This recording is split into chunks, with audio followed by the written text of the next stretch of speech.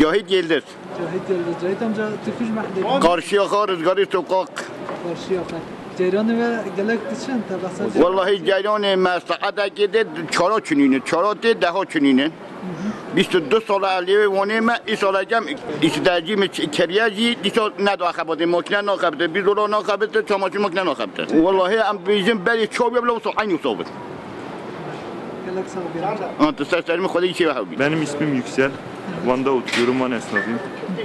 Eski Başkar garajındayım. Sürekli elektriklerimiz kesiliyor.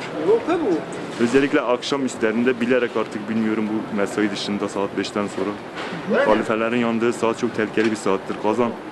Benim dükkanımda kazan dairesinin üstündedir. Patlama riski de vardır. Sürekli kesiktir, elektrikler düşüktür.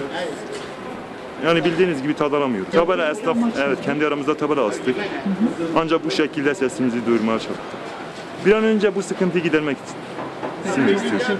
Biz teşekkür ederiz. Elektrikler de çok düşük. Bizim evde de yani mahallede de aynı sıkıntı yaşıyoruz. Karanlık olunca hastalar için daha iyi kolay olur. Bu sokaktaki lambaların da yanmasını istiyoruz. Ben buradaki esnafım abiciğim. 2 senedir Başkar garajında bu yüksek gerilim gelen elektrikler var ya, sokak lambası 2 senedir.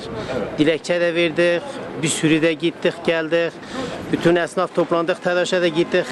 Ha geleceğiz, ha bugün, ha yarın. Yani benim dükkanımı 2 sefer söylediler. Bütün komşular bu karanlıkta kızda yaralanıyor. Sadece sokak lambası, hepsini yok ama her sokak başına bir tane lambası yeterlidir. Ben dedim ampulü de ben alayım, malzeme de ben alayım. Sadece TEDAŞ arabası gelsin bu lambayı yapsın. Yine de gelmediler. Hani duyarsız bir şekilde bu TEDAŞ. Sorumsuzdur.